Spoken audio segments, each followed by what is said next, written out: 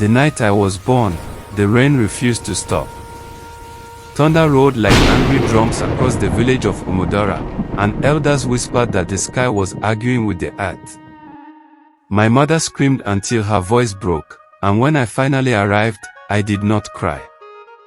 I lay still, cold and quiet, like a child already gone. The midwife covered her mouth. Then suddenly, I gasped. Once. Twice. 7 sharp breaths, each louder than the last. An old man standing by the door fell to his knees. "This one has 7 lives," he whispered. "But no gift comes without payment." Before sunrise, 3 strange things happened. A goat died without cause. A tree split down the middle. And my father dreamed of me standing at 7 graves, smiling. From that night, death followed me closely. Not to take me, but to remind everyone I was never meant to live an ordinary life. Moral lesson: some gifts arrive wrapped in fear, and not every blessing feels like one at first. By the time I was 5, the village children already feared me. I fell into the river during the rainy season and stayed under too long. When they pulled me out, my body was stiff. Women wailed. But moments later, I coughed up water and sat up, confused. That was my second life. The third came when a speeding truck crushed the fence and slammed into me. Bones broke. Blood covered the road. My mother fainted. At the morgue, while they argued over burial plans, I opened my eyes. Each time I returned, the elders marked it with a stone behind our house. 7 stones, they said. No more. People stopped touching me. Mothers dragged their children away when I passed. Whispers followed me like shadows. He cheats death, they said. And death never forgives cheaters. I did not feel lucky. I felt watched. Every heartbeat sounded borrowed, like something ticking toward an end I could not escape. Moral lesson: surviving is not the same as living, especially when fear replaces love. Pause for a second. If you had 7 lives, would you see it as a blessing or a curse? Tell me in the comments. I'm reading every single one. After my 4th escape from death, strange things began to happen. Each time I survived, someone else didn't. When I recovered from a fever, the healer who treated me collapsed that same night. When a falling roof missed my head, it crushed my uncle instead. My mother noticed before anyone else. She stopped thanking God for my survival and started crying quietly in the evenings. Every time you return, she whispered, someone else lives. The elders called a meeting under the old Iroko tree. They said my lives were not free. Death was collecting replacements. Balance, they called it. Tradition. Nature. From that day, guilt became my closest companion. I avoided joy. I refused games. I prayed to die instead of others. But death ignored my prayers and followed its own rules. I learned then that living too long can become a curse when your life is paid for with the lives of others. Moral lesson: survival that harms others carries a weight heavier than death itself. This is where the story turns dark. Do you think surviving at the cost of others is still survival? Type yes or no below. Her name was Amara, and she laughed when I warned her to stay away. If death wants me, she said, it will find me anywhere. She sat beside me when others stood far. She touched my hands without fear. With Amara, I felt normal. We talked about leaving the village, about cities where no one knew my story. For the first time, hope felt possible. Then one evening, after I narrowly survived a snake bite, my fifth life, Amora fell sick. By morning, she was gone. Peaceful. Silent. Final. Something inside me broke. I screamed at the sky until my voice disappeared. The elders avoided my eyes. My mother aged 10 years in one night. Amora's death taught me the cruelest truth: loving me was dangerous. Anyone who stayed too close risked paying my debt to death. From that day, I chose loneliness over blood on my hands. Moral lesson: love without wisdom can become unintentional destruction. If this scene touched you, don't just watch in silence. Tap the like button so more people can feel this story too. At 16, I ran away. I believed distance could confuse death. I crossed towns, changed names, slept in abandoned buildings. For a while, nothing happened. No accidents. No graves. Hope returned quietly. Then a factory wall collapsed during my shift. I was buried for hours, crushed and breathless. Workers pulled out my body last. Dead, they said. But I woke again. Sixth life. That same day, 5 workers died. Men with families. Children waiting at home.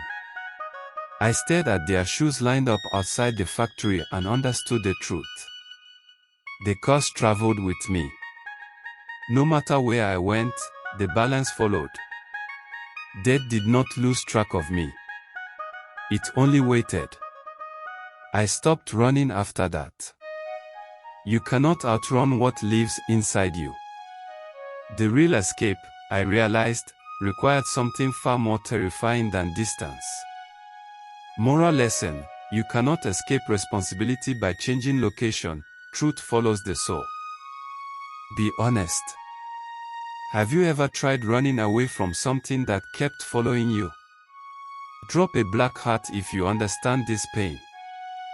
I returned to Umudora Tena, quieter, older than my years.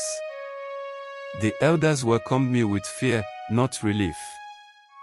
The oldest among them finally spoke. When your 7th life ends, he said, the curse ends too. But you must choose how. He explained the prophecy. My final life could be spent selfishly, causing many deaths before mine. Or it could be offered willingly, ending the cycle and restoring balance. Choice. After all the years of faith, I was given choice. That night, I counted the stones behind our house. 6. 1 remaining. My mother held my hands and begged me to live. To fight. To survive again. But for the first time, survival felt like cowardice. And death, intentional, meaningful death, felt like courage. Moral lesson: true power lies not in escaping fate, but in choosing responsibility. This choice will change everything. What would you choose? A bottom blood type, keep living. B bottom blood type, end the curse. Comment A or. I decided my final life would not be wasted. If it would end anyway, I would spend it protecting others. I became a rescue worker, running toward fires, floods, and accidents. Each saved life felt like repayment. Each smile healed something broken inside me. People called me brave. They did not know bravery was easier than guilt. For years, death hovered but did not strike.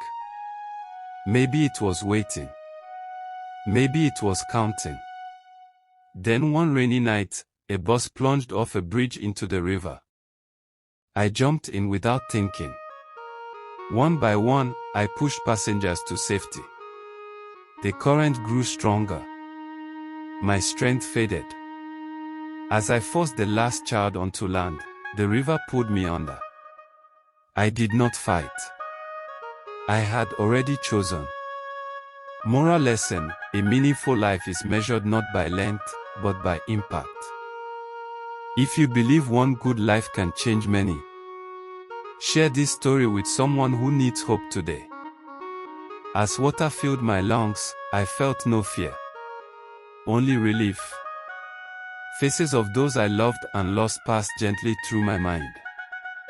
This time, I did not return. No seventh gasp.